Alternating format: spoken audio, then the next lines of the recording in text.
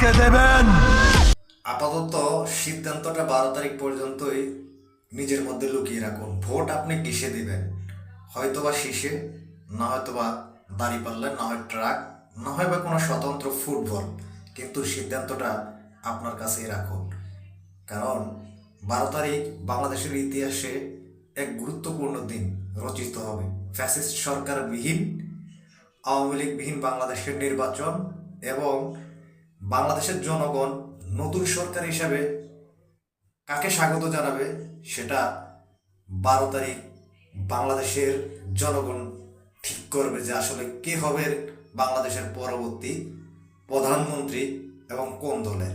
টেকনাফ থেকে তেঁতুলিয়া সবাই বলে ধানের শীষে ভোট দেব, আবার সবাই বলে দাঁড়িপাল্লা, অর্থাৎ সমানে সমানে লড়াই হচ্ছে। কিন্তু কে কাকে ভোট দিবে সেটা একমাত্র জনগণই বলতে পারে। আর সেই জনগণের রায়ের অপেক্ষার জন্য অপেক্ষা করতে হবে আমাদেরকে 12 তারিখ, এমনকি 13 তারিখ পর্যন্ত, সকাল পর্যন্ত আমাদের রেজাল্ট আসতে আসতে। তবে আশা করি কেউ হতাশ হবেন না, কারণ বর্তমানে জামায়াত ইসলাম এবং বিএনপি ছাড়া একক সংখ্যাগরিষ্ঠতায় কেউ সরকার গঠন করতে পারবে না। এই দুই দলেরই সম্ভাবনা রয়েছে আগামী বাংলাদেশের পরিচালনা করার। এখন জনগণের সিদ্ধান্ত কে হবেন প্রধানমন্ত্রী, কোন দল করবেন সরকার গঠন। অপেক্ষার বা প্রহর গুনতে শুরু করলাম আমরা যারা সাধারণ জনগণ আছি। তবে আমরা গণতান্ত্রিক উপায়ে জনগণের সকল ক্ষমতার উৎস, সেই উৎসটা ফিরে পেতে এবং কথা বলার বাক স্বাধীনতা থেকে শুরু করে দেশের আইন শৃঙ্খলা পরিস্থিতি সব কিছু যেন থাকে নিয়ন্ত্রণে, এমন একটা সরকার চাই যেখানে থাকবে না কোনো দাঙ্গা হাঙ্গা, কোনো সামাজিক বাধা বিপত্তি, থাকবে শুধু শান্তির বাণী এবং সবার মাঝে বিরাজ করবে এক সৌহার্দ্যপূর্ণ আচরণ। ধর্মবর্ণ নির্বিশেষে সবাই 12 তারিখ ভোট কেন্দ্রে দিয়ে আপনারা আপনাদের মতামত এবং ভোট পোষণ দিয়ে আসবেন। আপনাদের ভোটের উপর ভিত্তি করে এই দেশের সরকার গঠিত হবে। আর এমন একটা সরকার আমরা চাই যে সরকারের উপর ভর করে সাধারণ মানুষ নির্ভয়ে চলাফেরা করতে পারবে এবং ঘরে ফিরতে পারবে নিরাপদে।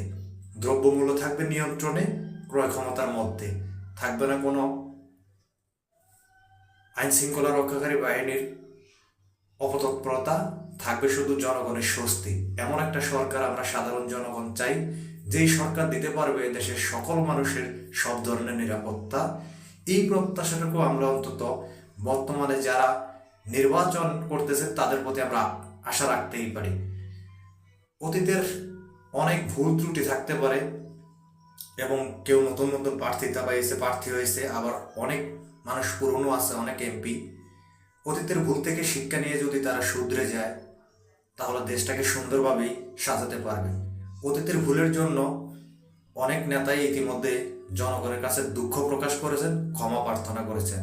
অতীতটাকে ভুলে গিয়ে আবার কি নতুন করে বরণ করে নেবে দেশের মানুষ, নাকি ক্ষমতার পালাবদল হবে নতুন কোনো দলের হাতে? সেটাই দেখার অপেক্ষা এই বাংলাদেশের সাধারণ জনগণ। সেই অপেক্ষায় আমি, আপনি সবাই। ভোট আপনার, সিদ্ধান্ত আপনার, কাকে দিবেন আপনি সেটা আপনার একান্ত ব্যক্তিগত ব্যাপার। কারো চাপে, কারো কাছে বিক্রি হয়ে কখনো ভোট দিতে যাবেন না, কারণ আপনার একটা মূল্যবান ভোট এদেশের পরবর্তী প্রজন্ম থেকে শুরু করে এবং পরবর্তী এদেশের সরকার গঠন থেকে শুরু করে অনেক গুরুত্বপূর্ণ।